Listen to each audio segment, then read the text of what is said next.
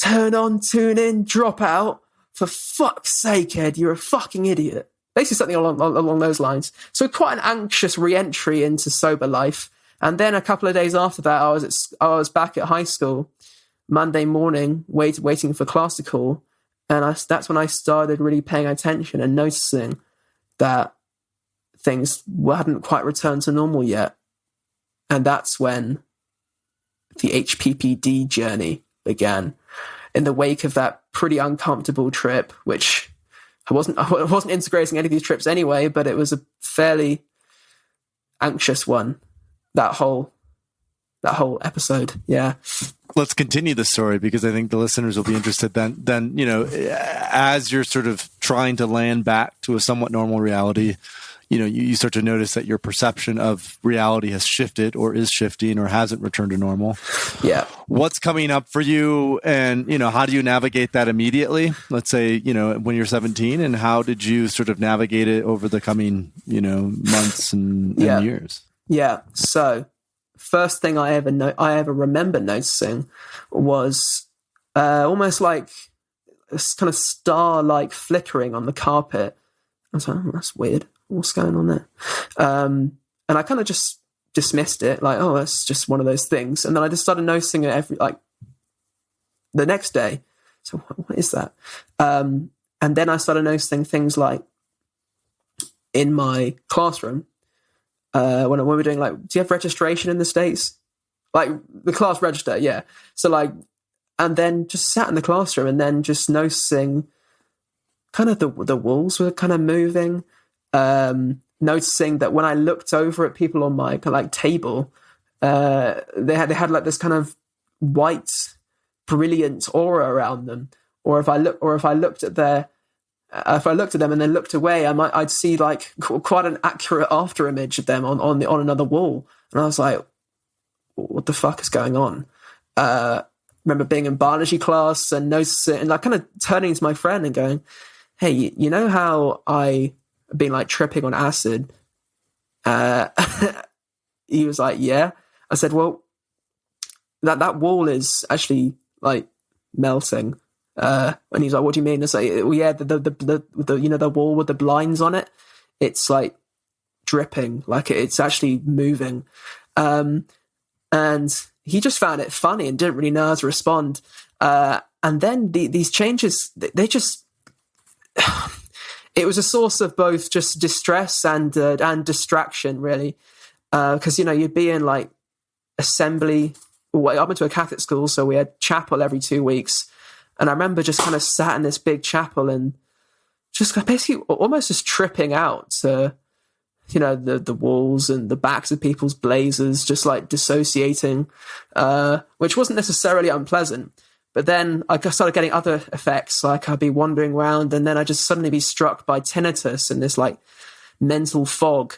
But the worst part for me throughout the 6 years I've had HPPD is the isolation. And because, of course, I couldn't tell my teachers or my parents about what I was going through. Because, I mean, A, I couldn't tell my teachers because I'd be expelled for taking Class A drugs. B, with my parents, because I was in the position where I was kind of still defending my drug use. I was still in the position of saying, LSD is spiritual. So any sense that it caused permanent alterations to my visual cortex probably wouldn't have gone down well for the pro-drug propaganda I was selling them. And I just remember various experiences where I'd be, watching TV with them and then they're in the lounge and to the left of me, the walls would be kind of melting. The carpet beneath me would be moving and might have a faint skeletal kind of geometric pattern on it. There'd be flashes of green and white and blue, and the TV would have a strong aura around it. I'd have tunnel vision. I'd look over at my dad, who maybe he just asked me a question. I'd look away and there would be a kind of golden bleached after image of him suspended in the middle of the air when I looked away. So it really is quite a hallucinatory experience, HPPD, because I don't have it as strikingly as I did then. But back then, it was quite something for the 17-year-old mind to take. And I'm just, for whatever reason, I didn't have like the chronic clinical anxiety that some people get.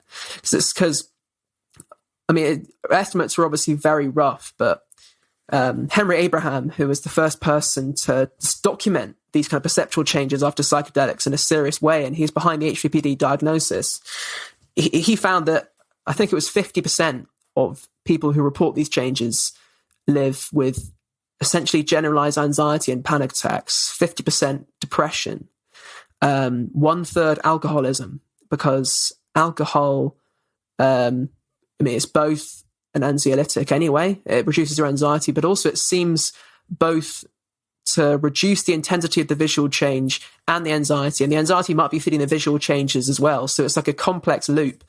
So people who have very severe HPPD, I mean, if my case sounds severe, then you don't know how bad it can get, really. It's quite a rabbit hole when you read just some of these case reports. I feel so bad for people. I mean, they are disabled when these changes are so bad. They can barely navigate living in the world. They can't drive. They can barely hold down jobs because, you can spin HPPD perceptual changes however you like. I mean, for me, it's not particularly distressing anymore. It's been too long. I don't have the strobing or the intense trail some people have, so I can see, I can drive. It's not a big deal. Like, you just have to really keep on top of it, accept, sleep well, and the changes won't get too in the way. But some people, I don't know how you spin it in a way that isn't distressing because it's simply too there.